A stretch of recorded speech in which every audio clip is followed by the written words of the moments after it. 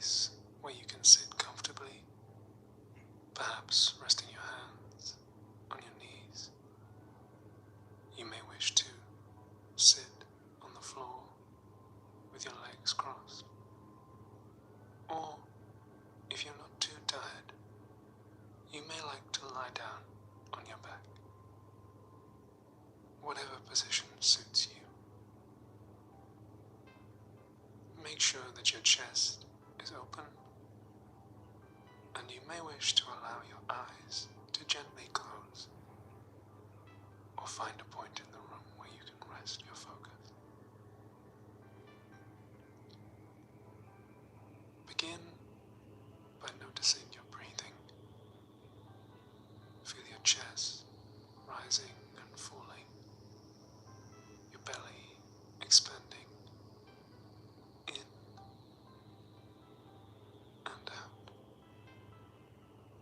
You don't have to change the way you breathe, just becoming aware of it. In and out. Notice also that society can be thought of as being made up of groups of people with conflicting and irreconcilable economic interests, which we call classes. You don't have to change society in this moment. This is your moment, your time. Just notice class conflict and be aware of it. This will be our anchor as we proceed on this journey. And now, let's take 3 deep, relaxing breaths. As you release the air in your lungs, you may wish to repeat in your mind the topics of today's meditation. And with each breath, I invite you to experience a doubling of your relaxation. Let's take the first of these 3 breaths. Now, breathing in peace and out. Very good. Breathing normally in between, becoming even more relaxed with each breath. Let's take the second breath. Now, in presentness and release. Fantastic job. Aware of your chest rising and falling. Let's take the third and final breath. Now, breathing in political revolution and out. Well done. Don't worry if your breathing doesn't match the sound of my voice. It is all good, and it is all okay. Just becoming even more aware of breath, and beginning slowly to relax. As we breathed those 3 relaxing breaths, you may have noticed a slight tingling sensation spreading from the top of your head down through your shoulders, arms, chest, right out the tips of your toes. This sensation is available to you throughout this meditation, whenever you desire. Don't be distressed or upset if you become distracted by thoughts or sounds in the room. Just keep coming back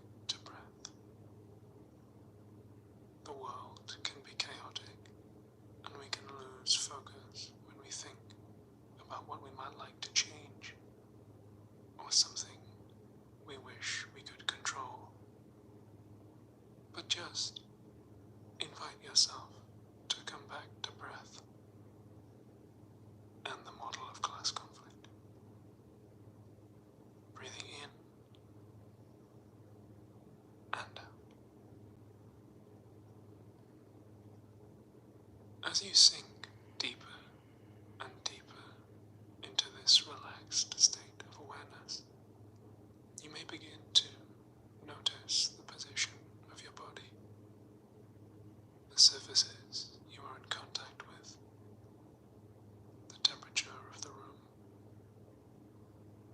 and you may also notice your body's position in the system of global capitalism.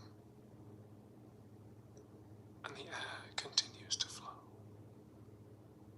becoming even more relaxed, even more aware.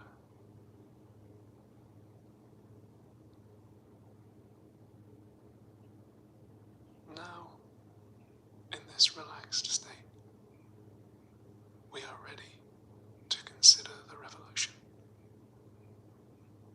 As you breathe in and out, receive an invitation to the idea that revolution will look different for you if you are in a bourgeois nation enriched by global capitalism than it might for someone in a country impoverished by it.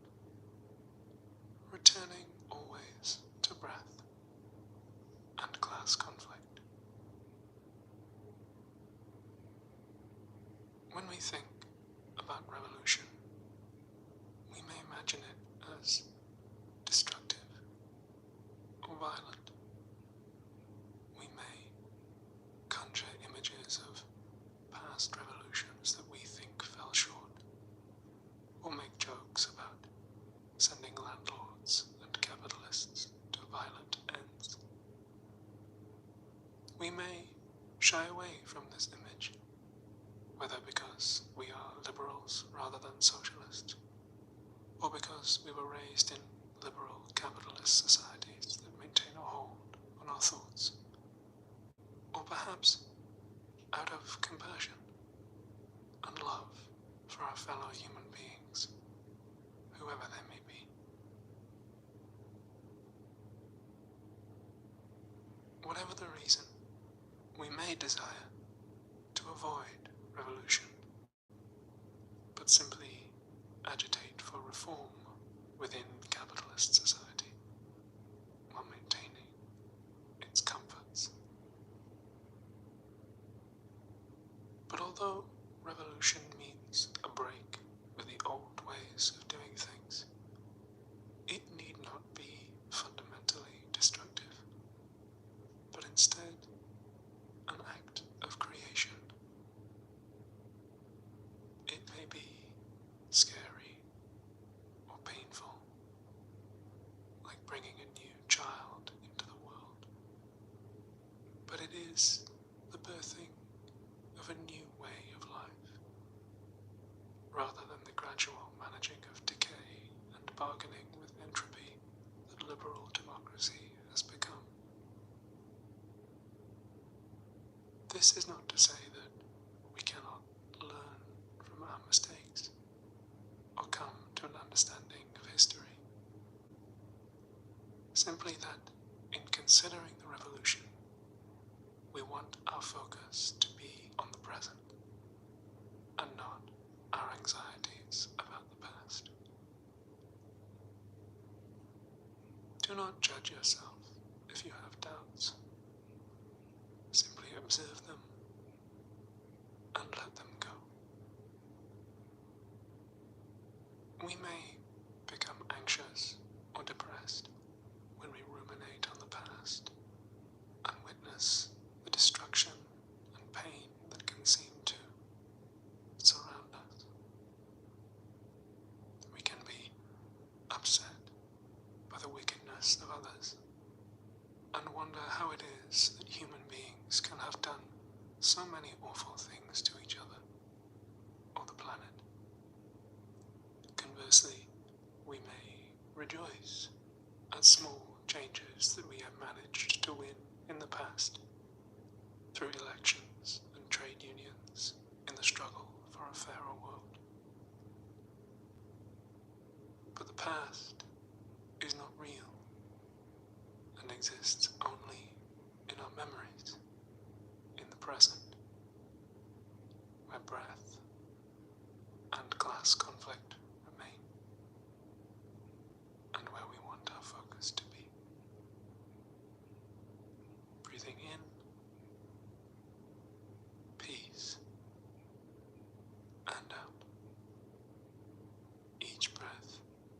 deepening your relaxation and your awareness.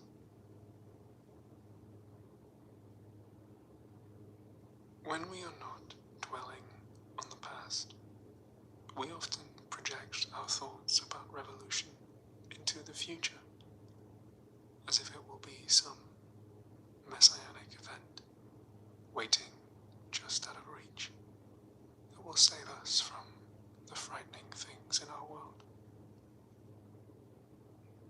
But the future also does not exist.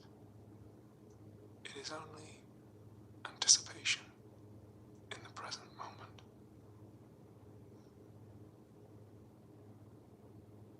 When we think of the revolution as a specific event, like an armed uprising that will take place in the future, we can become concerned about whether our actions take us closer to our idea of that event or farther away.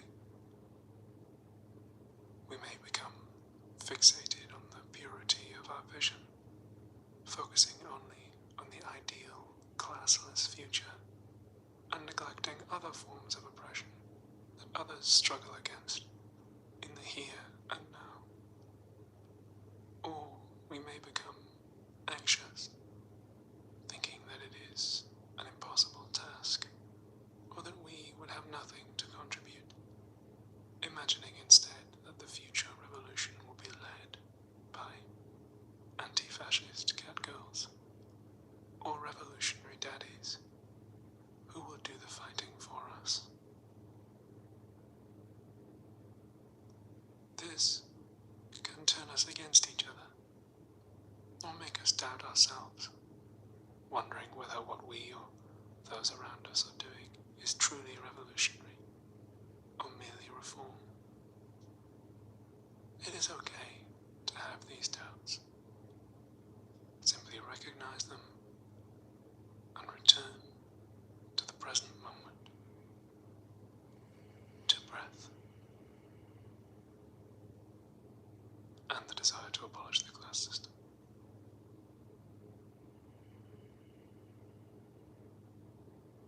By noticing and letting go of doubts, and not judging ourselves or others for having them, we become prepared to take and wield power in the present, to neither retreat into ruminating on how we have been hurt in the past by the current political system, nor project our desire for change onto imaginary future heroes, but instead, in the present moment, to realize the energy inside of ourselves that we can use to lead the revolution now. Breathing in presentness and out.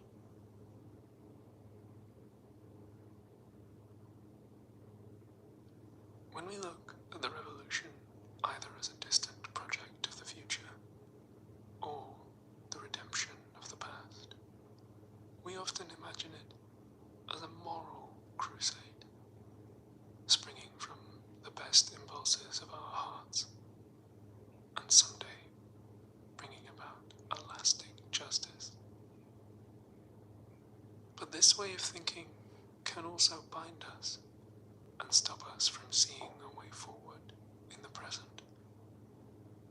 It is easy to become overwhelmed or disappointed when our own sense of justice is not met, and to become concerned with how the resources of our world are distributed, rather than the conditions under which they are extracted and produced. We stray from the present and class conflict, and it is easy to conflate our moral desire for a better world with the ideals of participation in bourgeois democracies in which we are raised.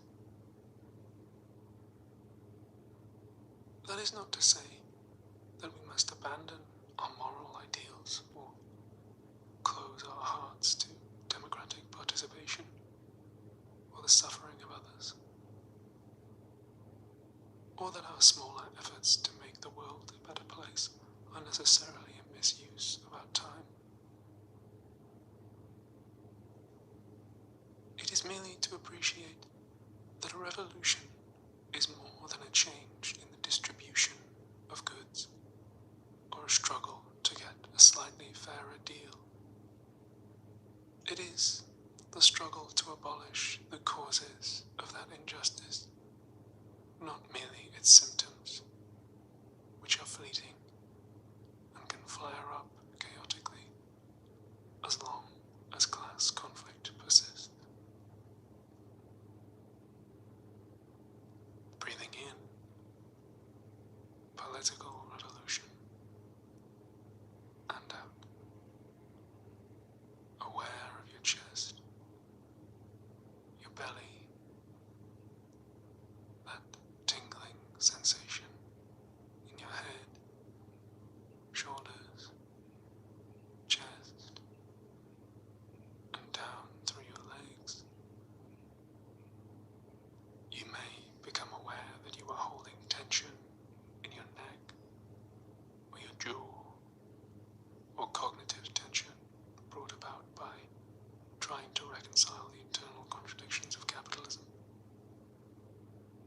With your next breath, just invite any tense muscles to let go. In a moment, we will count backwards from 5 and gradually return to our normal awareness. But first, take a moment to suspend yourself in this relaxed state, as if deep in an ocean. The waves sway overhead, but you are still and calm.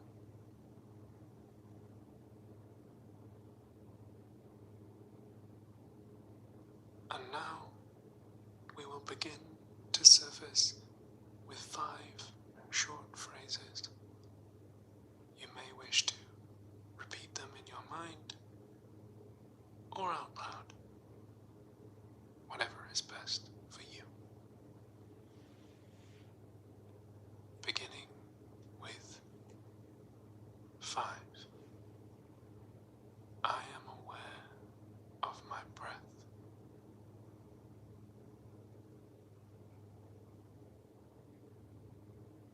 And now, 4. I am aware of my body, becoming more aware with each breath. 3. I am aware of class conflict. Breathing in and out with 2. I am aware of the revolutionary energy inside me. And now, finally, 1. I embrace revolution in the present moment.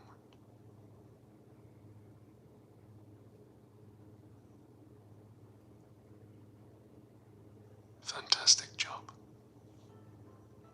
If you wish, you can stay in this relaxed state for as long as you desire. Or you may wish to continue your day renewed with this energy. Just remember to allow your awareness to always return to breath and the present moment, and the desire to abolish the class system.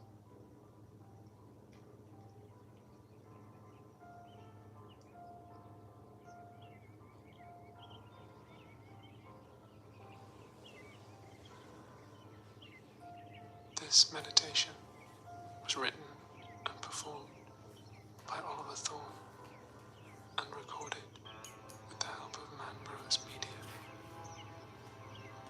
Patreon.com/.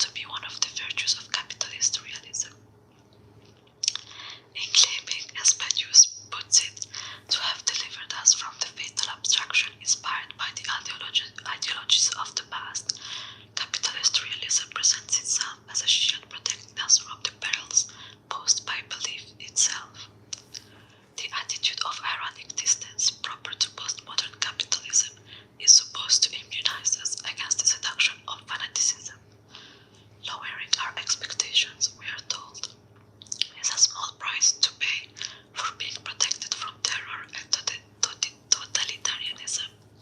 We live in a contradiction, but you has observed. A brutal state of affairs, profoundly inegalitarian, where all existence is evaluated in terms of money alone, is presented to us as ideal. To justify their conservatism, the partisans of the established order cannot really call it ideal or wonderful, so instead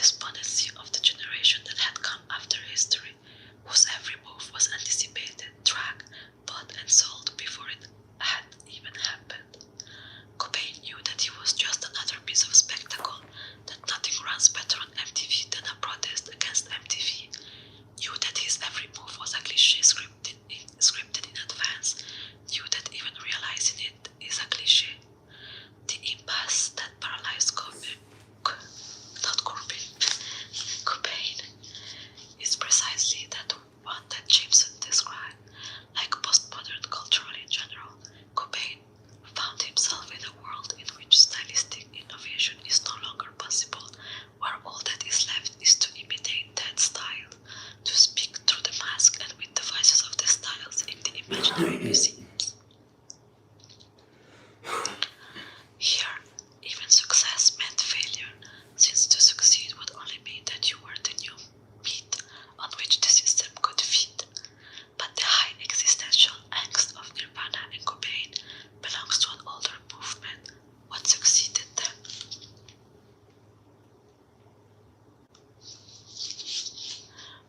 Was a pastiche rock which reproduced the forms of the past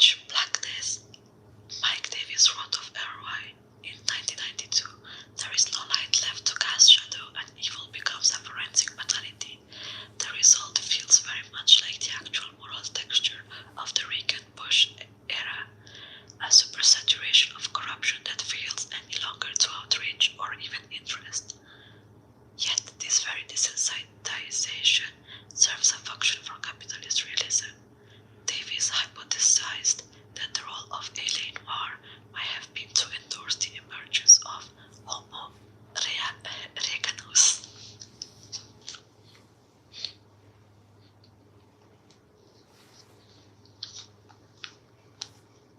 We are now moving into chapter 2, and I will just have a sip of water first.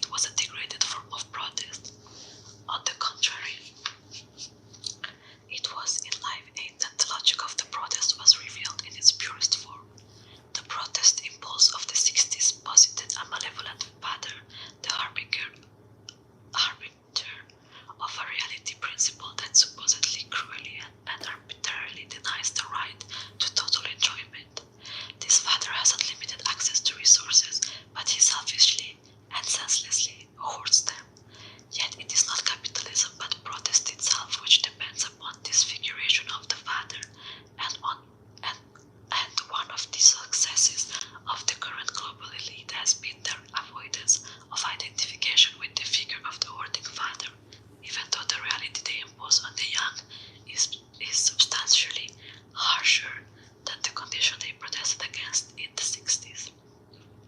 Indeed, it was of course the global elite itself, in the form of entertainers such as Richard Curtis and Bono, which organized the Live Aid event. To reclaim a real political agency means first of all accepting our insertion at the level of desire, in the remorseless meat grinder of capital. What is being disavowed in the objection of evil and ignorance onto phantasmatic others is our own complicity in planetary networks of oppression. What needs to be kept in mind is both that capitalism is a hyper-abstract impersonal structure and that it would be nothing without our cooperation. The most cutting description of capital is also the most accurate. Capital is an abstract parasite, an insatiable vampire and zombie maker, but the living flesh it converts into that labor is ours, and the zombies it makes are us. There is a sense in which it simply is the case that the political elite are our servants. The miserable service they provide from us is to launder our libidos, to obligingly represent for us our disavowed desires, as if they had nothing to do with us. The ideological blackmail that has been in place since the original Live Aid concert in 1985 has insisted that caring individuals could end famine directly without the need for any kind of political solution or systemic reorganization. It is necessary to act straight away, we were told. Politics has to be suspended in the name of ethical immediacy. Bono's product Red Brand wanted to dispense even with the philanthropic intermediary. Philanthropy is like hippie music, holding hands, Bono proclaimed. Red is more like punk rock, hip-hop. They should feel like hard commerce. The point was not to offer an alternative to capitalism. On the contrary, products Red's punk rock or hip-hop character consisted in its realistic acceptance that capitalism is the only game in town. No, the aim was only to ensure that some of the proceeds of particular transaction went to good causes. The fantasy being that Western consumerism, far from being intrinsically implicated in systemic global inequalities, could itself solve them. All we have to do is buy the right products.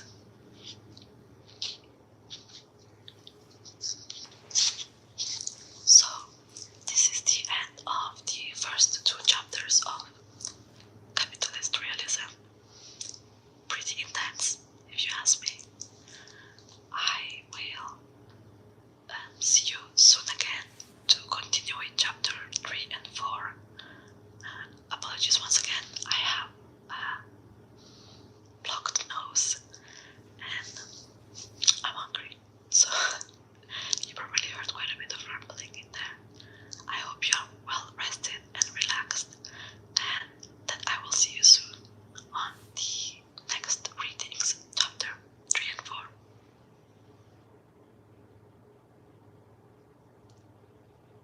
G'day. I've always loved ASMR, and I don't read enough leftist theory, so I thought, why not combine the two? This is my first ever video, so I'm not sure if you'll like it or not, but I don't really care, to be honest. It's just an excuse to read more leftist theory, and ASMR is very powerful as well, so maybe ASMR is the true vanguard party. I have here a copy of Marx's Capital, illustrated Das Kapital.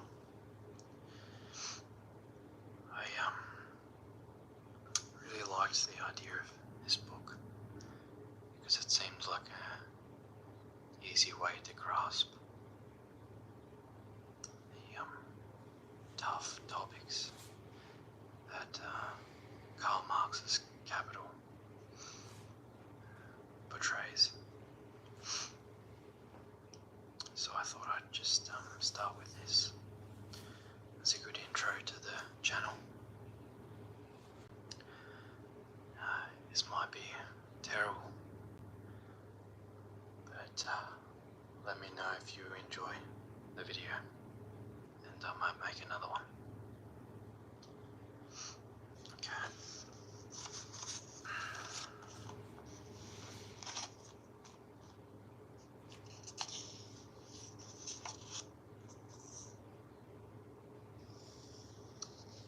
The great man himself, Karl Marx.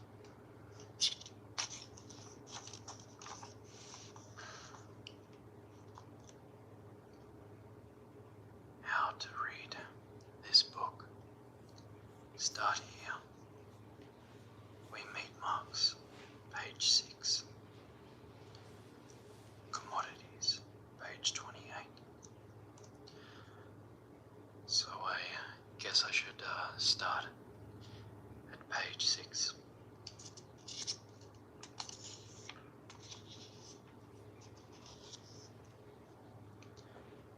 Some very interesting illustrations.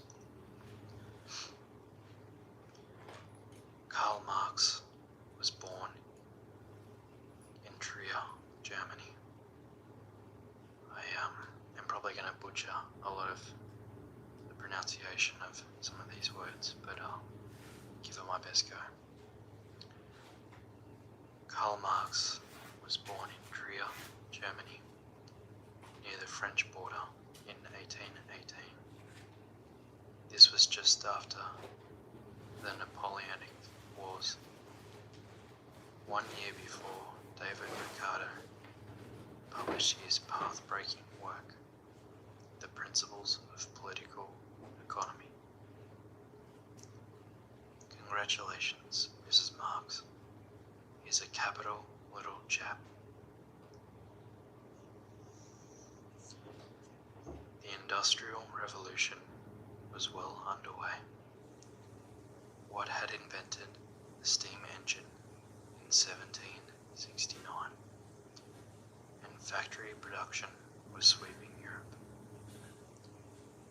After receiving a doctorate in philosophy from the University of Jena, Marx soon turned to revolutionary politics.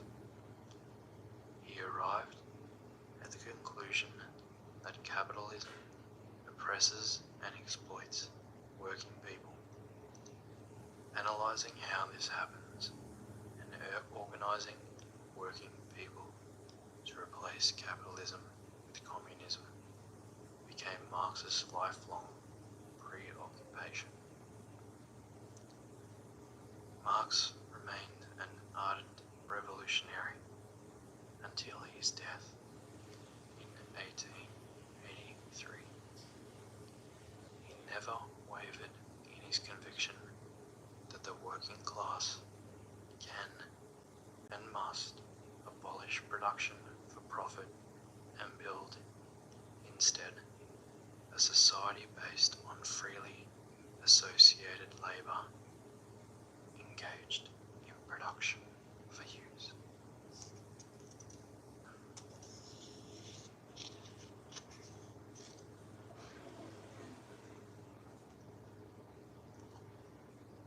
Though Capital was Marx's life work, a gigantic multi-volumed project started in the mid-1840s and never completely finished. Marx was hardly an armchair revolutionary. As editor of the Rheinische Gazette in 1842, in backward absolutist Prussia, Marx, then only 24, was quickly immersed in politics. Already a radical philosopher, an exponent and critic of Hegel and Feuerbach, Marx was deeply impressed by an uprising of Silesian weavers and by the misery and oppression of the sell wine growers. There is so many different names in this book that I am going to butcher, so apologies for that. As a journalist, Marx took sides in the battles he reported, putting forward a radical defense of the rebellion of the rebel Silesian weavers, and strongly arguing for the democratic.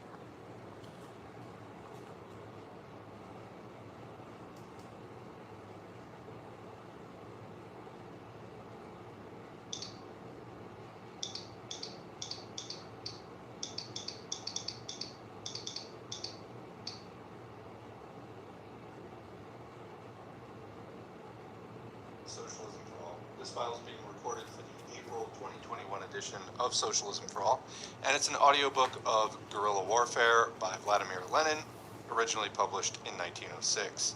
If you like this video, please click like and subscribe, and consider supporting us on Patreon. There's a link to the Patreon in the video description. So, this is Guerrilla Warfare by V.I. Lenin, originally published in Proletary number 5, September 30, 1906, published according to the Proletary text. The source is Lenin Collected Works, Progress Publishers, 1965, Volume 11. Transcription and markup by Brian Baggins. It's in the public domain, Lenin Internet Archive from 2000.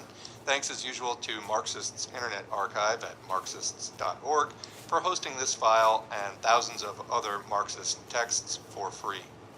Let's get into the audiobook. The question of guerrilla action is one that greatly interests our party and the mass of the workers. We have dealt with this question in passing several times, and we now propose to give the more complete statement of our views that we have promised. Section 1. Let us begin from the beginning. What are the fundamental demands which every Marxist should make of an examination of the question of forms of struggle?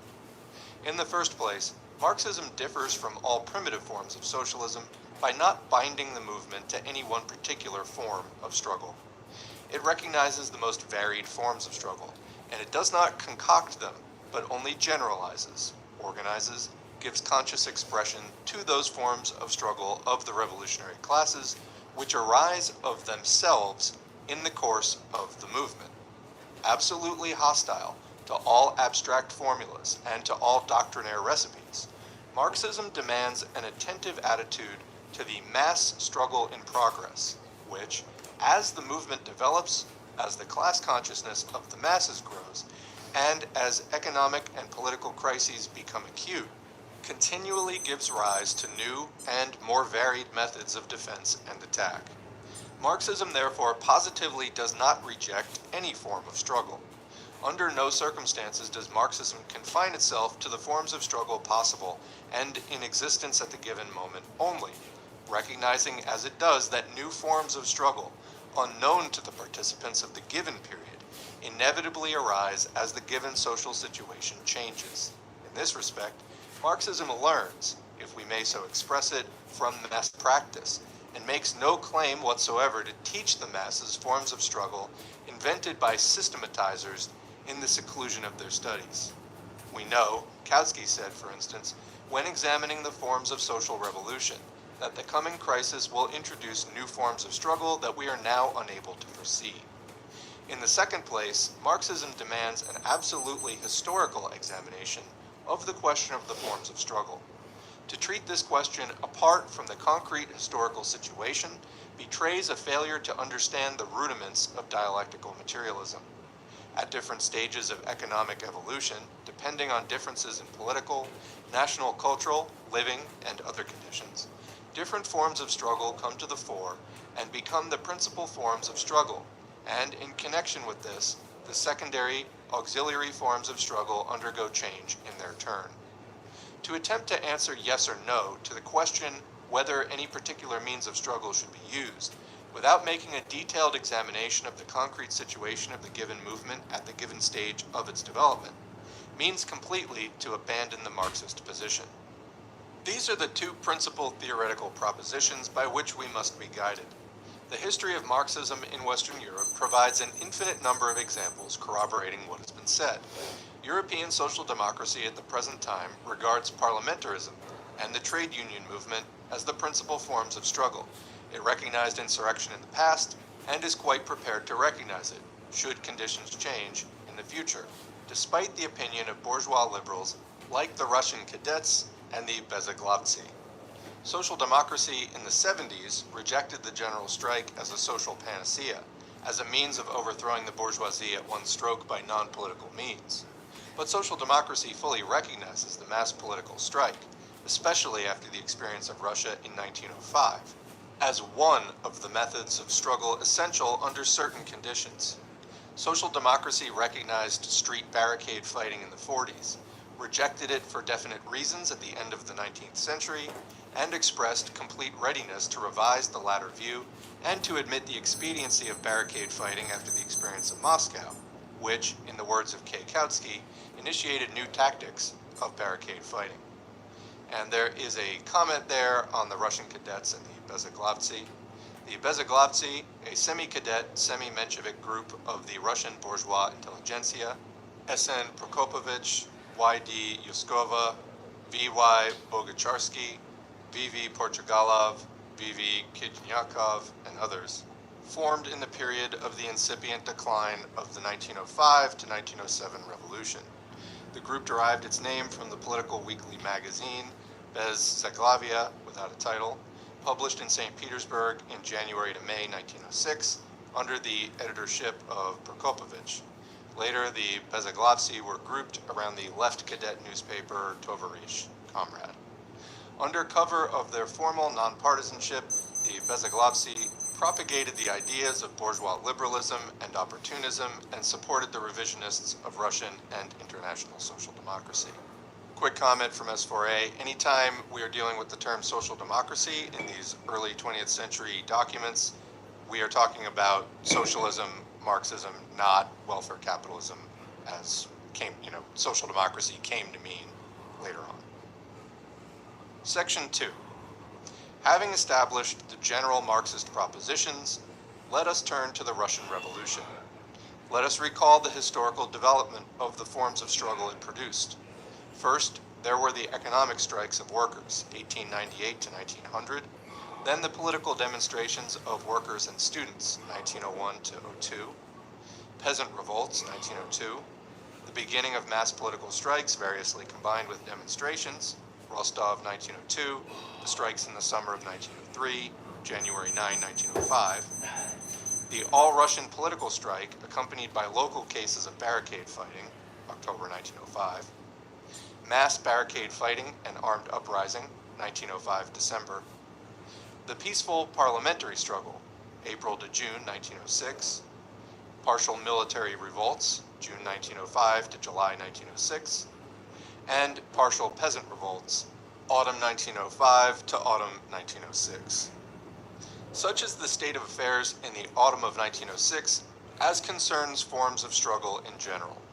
The retaliatory form of struggle adopted by the autocracy is the Black Hundred pogrom from Kishinev in the spring of 1903 to Sedlets in the autumn of 1906. All through this period, the organization of Black Hundred pogroms and the beating up of Jews, students, revolutionaries, and class-conscious workers continued to progress and perfect itself, combining the violence of Black Hundred troops with the violence of hired ruffians, going as far as the use of artillery in villages and towns, and merging with punitive expeditions, punitive trains, and so forth. Such is the principal background of the picture. Against this background, there stands out, unquestionably as something partial, secondary, and auxiliary, the phenomenon to the study and assessment of which the present article is devoted. What is this phenomenon? What are its forms? What are its causes? When did it arise and how far has it spread? What is its significance in the general course of the revolution? What is its relation to the struggle of the working class organized and led by social democracy? Such are the questions which we must now proceed to examine after having sketched the general background of the picture. The phenomenon in which we are interested is the armed struggle. It is conducted by individuals and by small groups.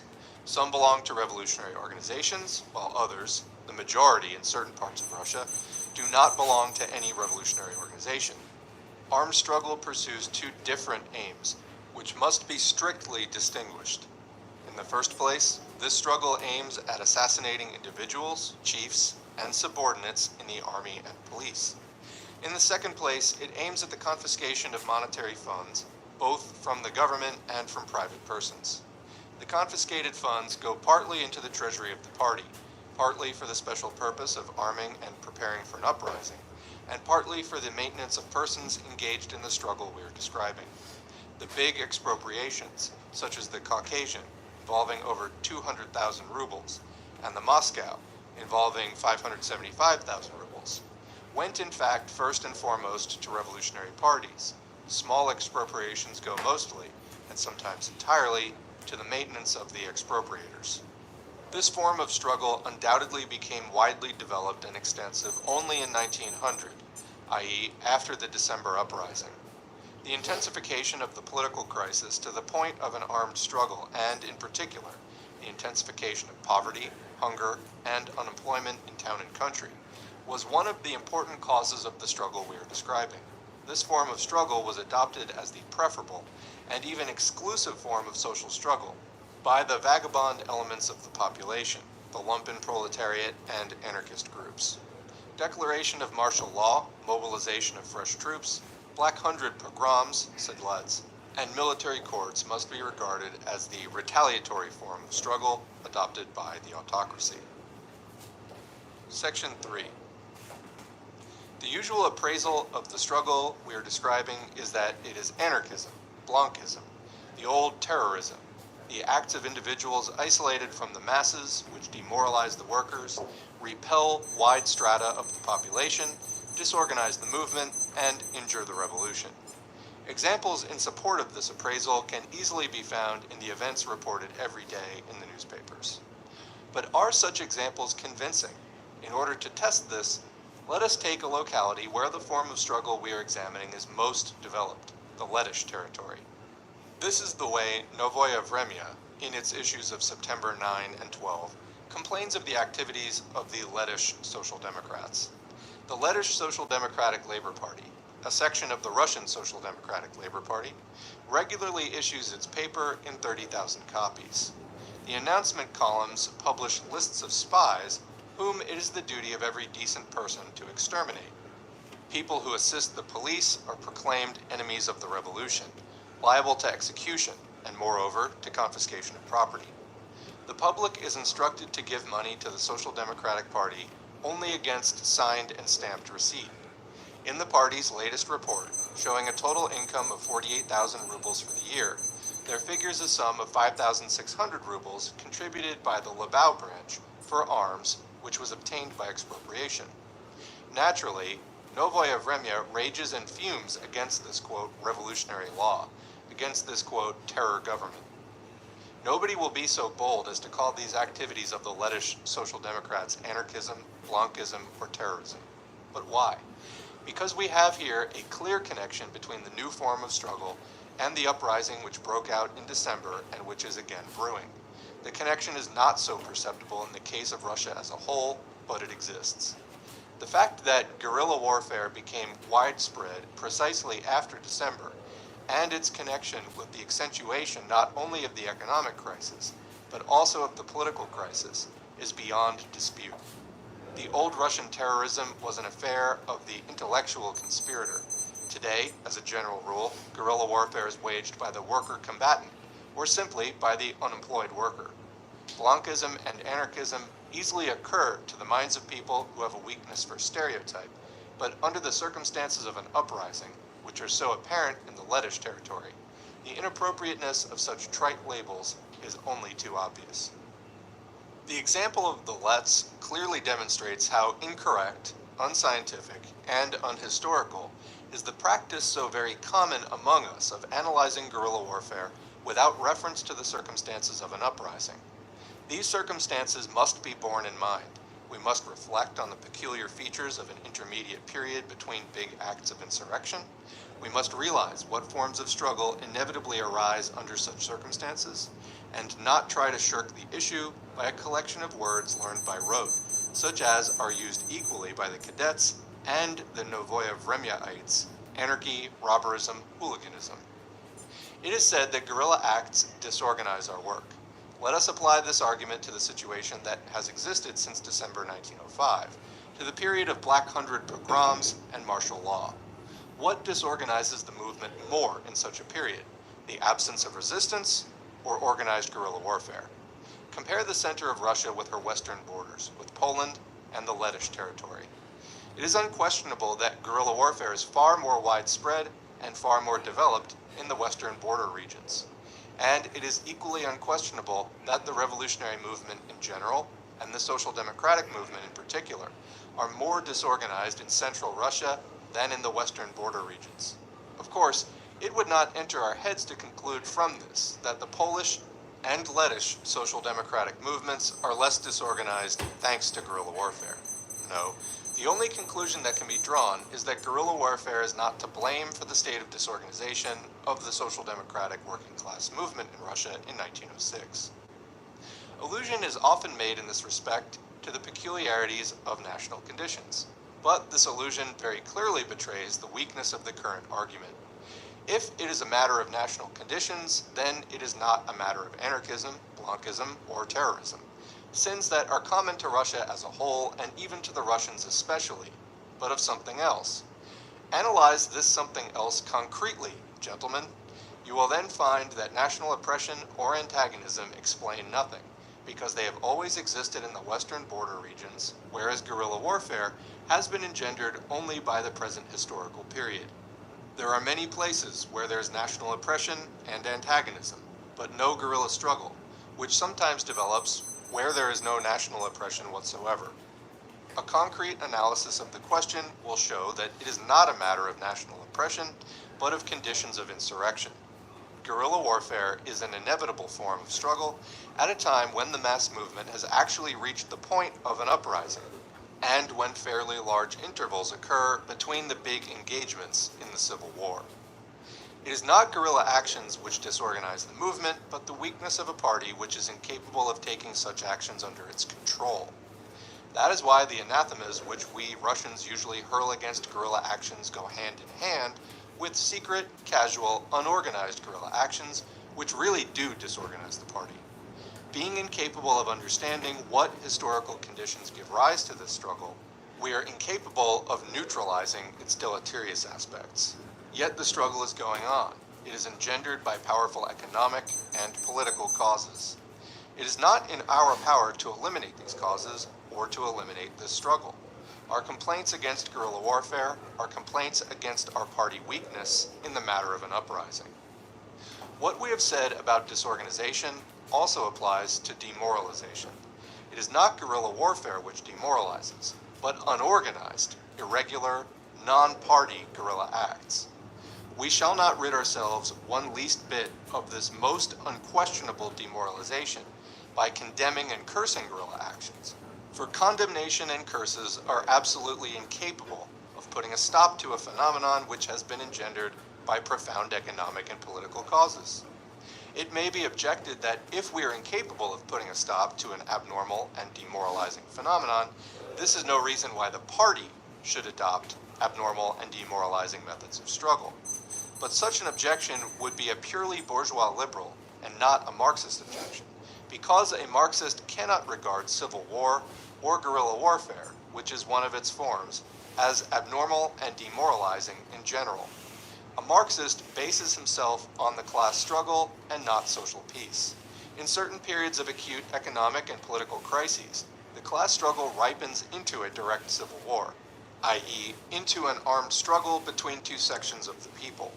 In such periods, a Marxist is obliged to take the stand of civil war.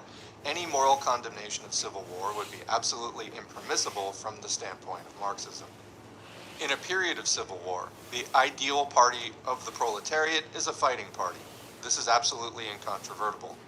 We are quite prepared to grant that it is possible to argue and prove the inexpediency from the standpoint of civil war of particular forms of civil war at any particular moment.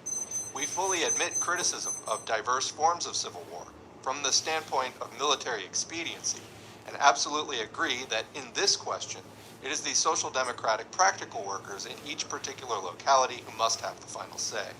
but we absolutely demand, in the name of the principles of Marxism, that an analysis of the conditions of civil war should not be evaded by hackneyed and stereotyped talk about anarchism, Blankism, and terrorism, and that senseless methods of guerrilla activity adopted by some organization or other of the Polish Socialist Party at some moment or other should not be used as a bogey when discussing the question of the participation of the Social Democratic Party as such in guerrilla warfare in general. The argument that guerrilla warfare disorganizes the movement must be regarded critically. Every new form of struggle, accompanied as it is by new dangers and new sacrifices, inevitably disorganizes organizations which are unprepared for this new form of struggle. Our old propagandist circles were disorganized by recourse to methods of agitation. Our committees were subsequently disorganized by recourse to demonstrations. Every military action in any war, to a certain extent, disorganizes the ranks of the fighters. But this does not mean that one must not fight. It means that one must learn to fight. That is all. When I see Social Democrats proudly and smugly declaring, "We are not anarchists, thieves, robbers, we are superior to all this, we reject guerrilla warfare," I ask myself, do these people realize what they're saying?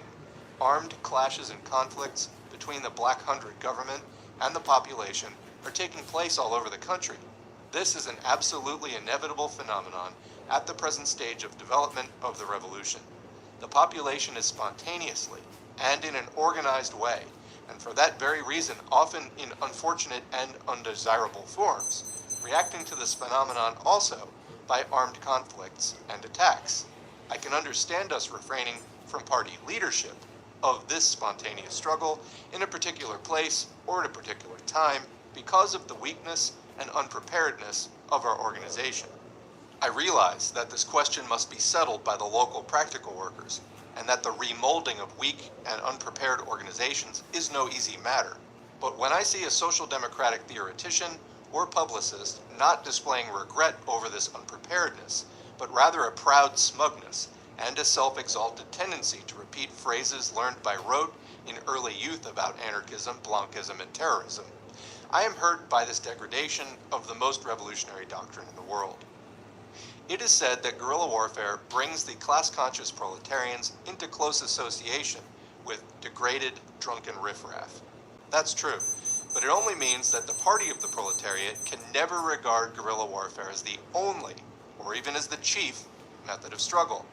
It means that this method must be subordinated to other methods, that it must be commensurate with the chief methods of warfare, and must be ennobled by the enlightening and organizing influence of socialism. And without this latter condition, positively all methods of struggle in bourgeois society bring the proletariat into close association with the various non-proletarian strata above and below it, and if left to the spontaneous course of events, do become frayed, corrupted, and prostituted. Strikes, if left to the spontaneous course of events, become corrupted into alliances, agreements between the workers and the masters against the consumers. Parliament becomes corrupted into a brothel where a gang of bourgeois politicians barter wholesale and retail national freedom, liberalism, democracy, republicanism, anti-clericalism, socialism, and all other wares in demand. A newspaper becomes corrupted into a public pimp, into a means of corrupting the masses, of pandering to the low instincts of the mob, and so on and so forth. Social democracy knows of no universal methods of struggle, such as would shut off the proletariat by a Chinese wall from the strata standing slightly above or slightly below it. At different periods, social democracy applies different methods, always qualifying the choice of them by strictly defined ideological and organizational conditions. It's the end of section 3. There is a note there at the end. The Bolshevik Social Democrats are often accused of a frivolous passion for guerrilla actions. It would therefore not be amiss to recall that in the draft resolution on guerrilla action, in Partinia Izvestia number 2, and Lenin's report on the Congress, the section of the Bolsheviks who defend guerrilla actions suggested the following conditions for their recognition.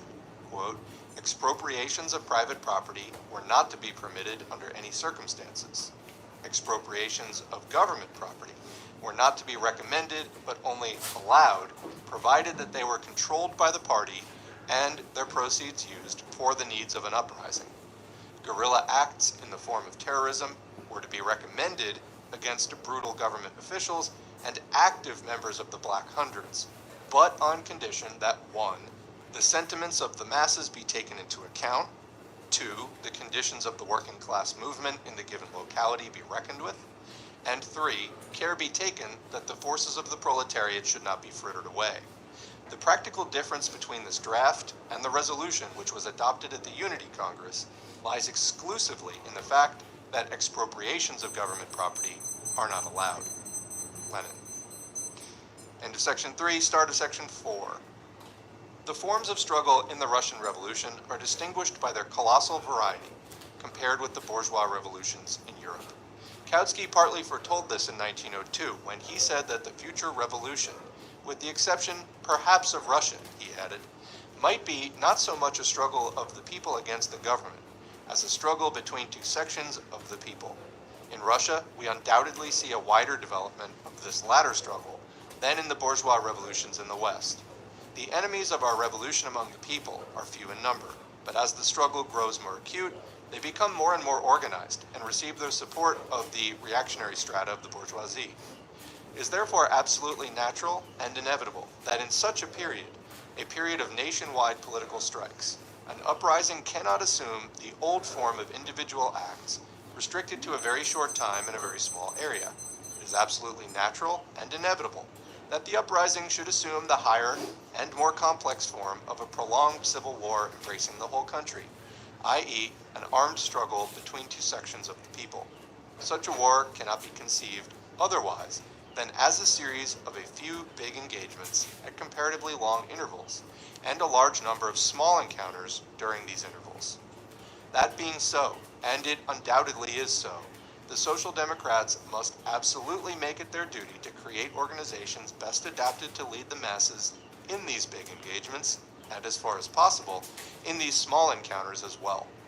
In a period when the class struggle has become accentuated to the point of civil war, Social Democrats must make it their duty not only to participate, but also to play the leading role in this civil war.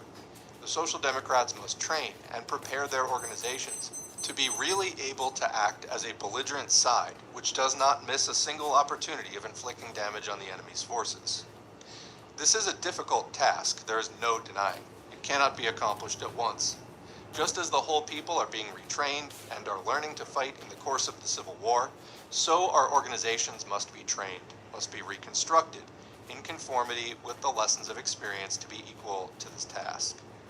We have not the slightest intention of foisting on practical workers any artificial form of struggle, or even of deciding from our armchair what part any particular form of guerrilla warfare should play in the general course of the Civil War in Russia.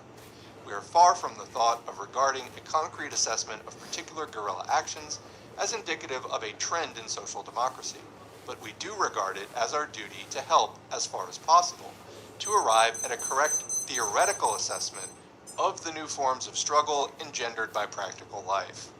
We do regard it as our duty relentlessly to combat stereotypes and prejudices which hamper the class-conscious workers in correctly presenting a new and difficult problem and in correctly approaching its solution. And that is the end of the audiobook, Lenin's Guerrilla Warfare. I'm going to leave this without further comment. I think this was a very interesting document, and we will be doing more on this topic soon. Thanks to our current patrons, whose names are on the screen. If you'd like to get your name on the screen, head to patreon.com/socialismforall. You can sign up for a monthly donation as little as $2 or more. Every donation is helpful, encouraging, and appreciated. Of course, more money is more money, so that's appreciated as well. If you have a comment, please leave a comment, even if it's just a great video. All of that helps in the algorithm to help more people to see this content and spread these ideas. Please remember to hit the like, share, and subscribe buttons. We appreciate all of your contributions, and we will catch you in the next video.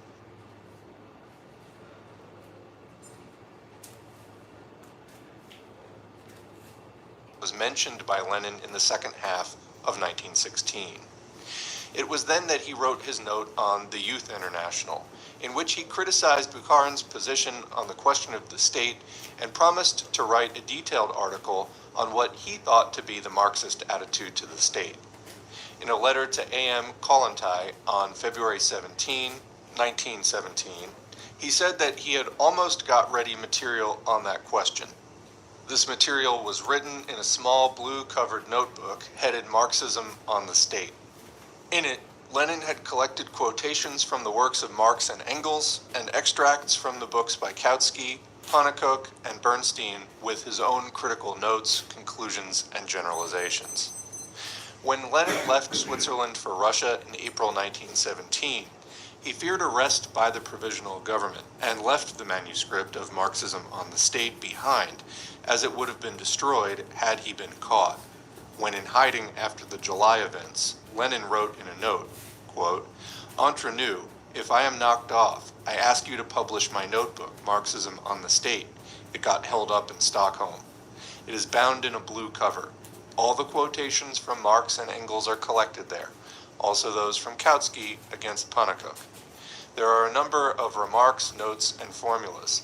I think a week's work would be enough to publish it. I consider it important because not only Plekhanov, but Kautsky too, is confused." Unquote.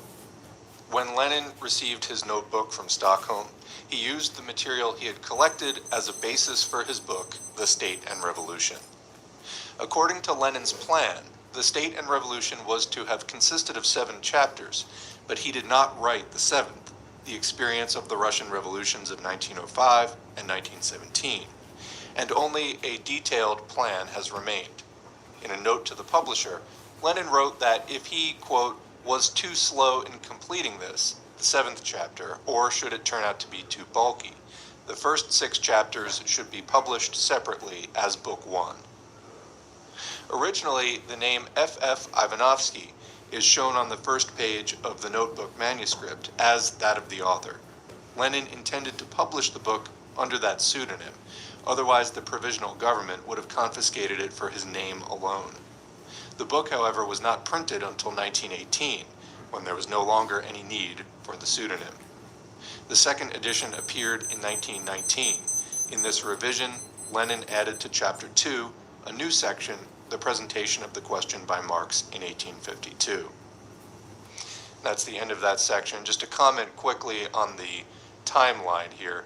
So, of course, the October Revolution in 1917 is when the Bolsheviks took power. That's why Lenin no longer needed to use a pseudonym. And the provisional government from which he was hiding was the government that was established by the Russian bourgeoisie after the Tsar was deposed in the February Revolution in 1917. So it was during this eventful year that Lenin wrote this work, and, well, quite a lot happened. Okay, on to the preface to the first edition. The question of the state is now acquiring particular importance, both in theory and in practical politics. The imperialist war has immensely accelerated and intensified the process of transformation of monopoly capitalism into state monopoly capitalism. The monstrous oppression of the working people by the state, which is merging more and more with the all-powerful capitalist associations, is becoming increasingly monstrous. The advanced countries, we mean their hinterland, are becoming military convict prisons for the workers.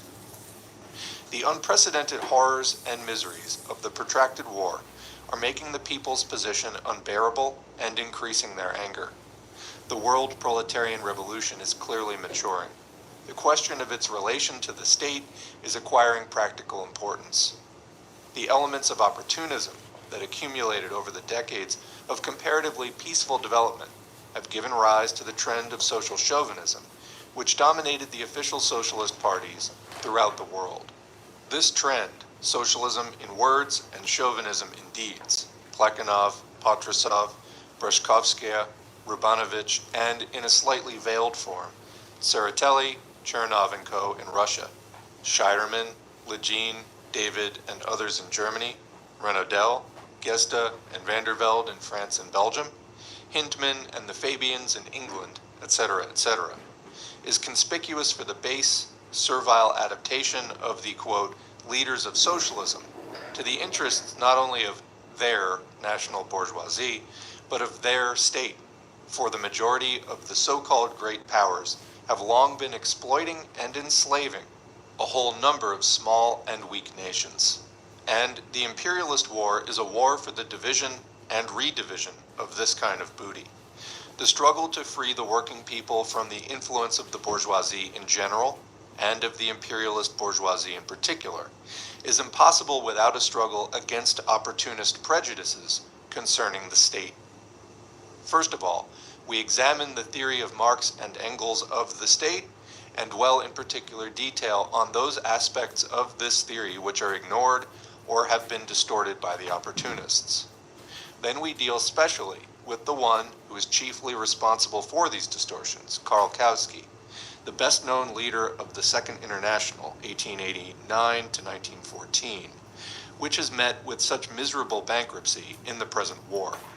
Lastly, we sum up the main results of the experience of the Russian revolutions of 1905, and particularly of 1917.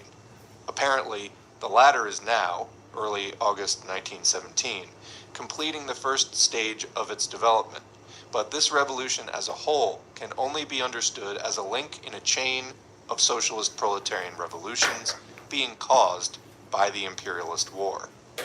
The question of the relation of the socialist proletarian revolution to the state, therefore, is acquiring not only practical political importance, but also the significance of a most urgent problem of the day, the problem of explaining to the masses what they will have to do before long to free themselves from capitalist tyranny.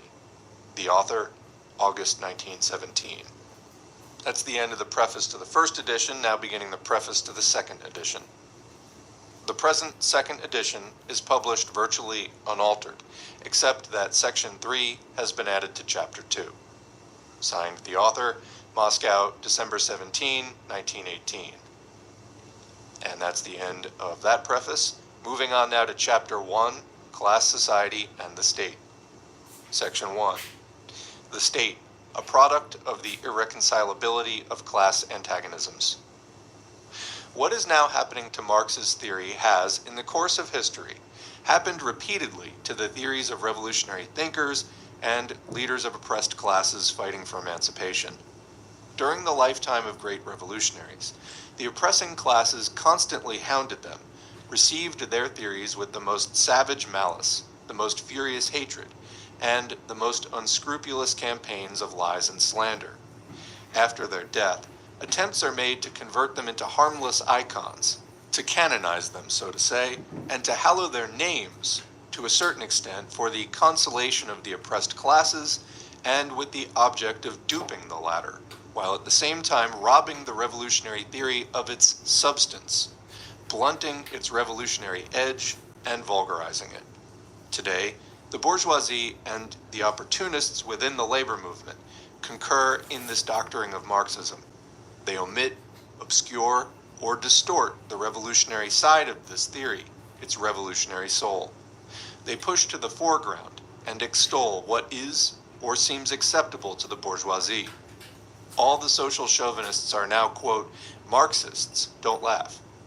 And more frequently, German bourgeois scholars, only yesterday specialists in the annihilation of Marxism, are speaking of the, quote, national German Marx, who they claim educated the labor unions, which are so splendidly organized for the purpose of waging a predatory war.